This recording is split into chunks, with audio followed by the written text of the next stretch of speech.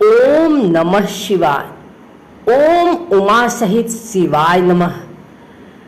कर्पूर गौरम करुणावतारम संसारिसारम भुजगेन्द्रहारम सदा वसन्तं हृदयारविन्दे भवं भवानी सहितं नमामि। शिव समान दाता नहीं विपत निवारण हार, लज्जा हमरी राखियो नंदी के असवार। ओम नमः शिवाय। राधे राधे। आइए सुनते हैं उमा महेश्वर व्रत कथा, पूजा विधि एवं महत्व। समस्त व्रतों में श्रेष्ठ एक व्रत है जिसे उमा महेश्वर व्रत के नाम से जाना जाता है। भविष्य पुराण के अनुसार यह व्रत मार्गशीर्ष मास की शुक्ल पक्ष की तृतीया को किया जाता है। यह व्रत भाद्रपद मास की पूर्णिमा तिथि को भी किया जाता है। इसका उल्लेख नारद पुराण में मिलता है। इस व्रत को करने से स्त्रियों को गुणवान संतान, पुत्र पौत्र, धन धान्य, अखंड सौभाग्य की प्राप्ति होती है। इस व्रत को वैदिक काल में दमयंती, तारा, अनसुईया आदि सभी ने किया था। मार्गशीर्ष मास की तृतीया तिथि को पवित्र तीर्थ स्थान गंगा आदि पर स्नान आदि से निवृत्त होकर भगवान शिव और मां पार्वती की पूजा स्थान पर मूर्ति स्थापित करते हुए उनका ध्यान करना चाहिए। पूजा के बाद गाय के मूत्र, दूध, दही का सेवन करना चाहिए तथा रात्रि जागरण कर यथाशक्ति ब्राह्मणों को भोजन करवाकर दक्षिणा देकर भगवान देवाधिदेव शिव पार्वती का स्मरण करते हुए इस मंत्र को बोलें। नमो नमस्ते दिवेश ओम देहार्द धारक महादेवी नमस्तेस्तु हर कार्याधा वासिनी। माँ भगवती को अपने आधे भाग में धारण करने वाले भगवान देवाधिदेव भोलेनाथ आपको बारंबार नमस्कार है। महादेवी आप भगवान के आधे भाग में निवास करने वाली हैं, आपको बारंबार नमस्कार है। इस व्रत को जो स्त्री विधि पूर्वक करती है वह शिव जी के समीप एक कल्प तक निवास करती है। जीवन में समस्त सुख भोग कर अंत में शिवलोक में निवास करती है।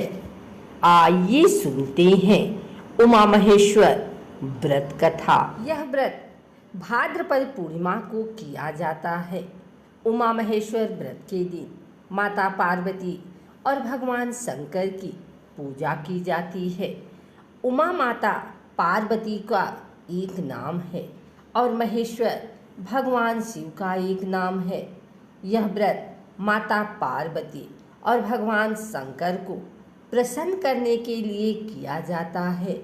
हिंदू धर्म में कई ऐसे व्रत हैं जिसमें भक्त को माता पार्वती और शिव की पूजा की जाती है, जिसमें से एक व्रत उमा महेश्वर का व्रत है। यह व्रत भाद्रपद मास की पूर्णिमा तिथि को किया जाता है। स्नान आदि करने के बाद शिव जी की प्रतिमा को स्नान कराकर पुष्प, अक्षत, रोली, धूप, दीप, बिल्वपत्र, नैवेद्य आदि से पूजा अर्चना करनी चाहिए। रात्रि के समय किसी भी शिव मंदिर में जाकर जगराता करना चाहिए। उमा महेश्वर की पूजा अर्चना आदि से निवृत्त होकर ब्राह्मणों को भोजन कराना चाहिए। तत्पश्चात उन्हें यथासंभव दान दक्षिणा देकर उमा महेश्वर व्रत का समापन करना चाहिए। मत्स्य पुराण में उमा महेश्वर व्रत का विधान व इसका विधान दिया गया है। ऐसा कहा जाता है कि एक बार ऋषि दुर्वासा भगवान शिव शंकर जी के दर्शन करने के पश्चात लौट रहे थे। लौटते समय मार्ग में ही ऋषि दुर्वासा जी की भेंट विष्णु भगवान से हो गई। ऋषि दुर्वासा जी ने शिव जी द्वारा उन्हें दी गई बिल्वपत्र की माला भगवान विष्णु जी को दे दी। भगवान विष्णु जी ने यह माला खुद के गले में धारण न करके अपने वाहन गरुड़ के गले में डाल दी। यह सब देखकर ऋषि दुर्वासा जी ने इसे अपना अपमान समझा और बहुत क्रोधित हो गए। ऋषि दुर्वासा क्रोधित स्वर में विष्णु जी से बोले, तुमने महादेव शिव शंकर जी का अपमान किया है, इससे तुम्हें लक्ष्मी जी छोड़कर चली जाएंगी और तुम्हें बैकुंठ लोक के साथ साथ क्षीर सागर से भी हाथ धोना पड़ेगा। शेषनाग जी भी तुम्हारी कोई मदद नहीं कर सकेंगे। यह सुनकर विष्णु जी ने ऋषि दुर्वासा जी के समक्ष हाथ जोड़कर इस श्राप से मुक्त होने का उपाय पूछा। क्रोध शांत होने पर ऋषि दुर्वासा जी ने विष्णु जी को बताया कि उन्हें उमा महेश्वर व्रत करना चाहिए, तभी तुम्हें खोई हुई वस्तुएं वापस प्राप्त होगी। तब विष्णु जी ने इस व्रत को किया।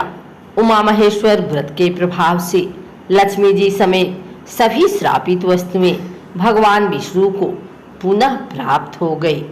अगर आपको हमारी वीडियो अच्छी लगी हो तो इसे लाइक करें, कमेंट करें, शेयर करें। हमारे चैनल को सब्सक्राइब करके बेल नोटिफिकेशन ऑल पर सेट कर लें ताकि आगे आने वाली वीडियो सबसे पहले आप तक पहुंच सके। धन्यवाद।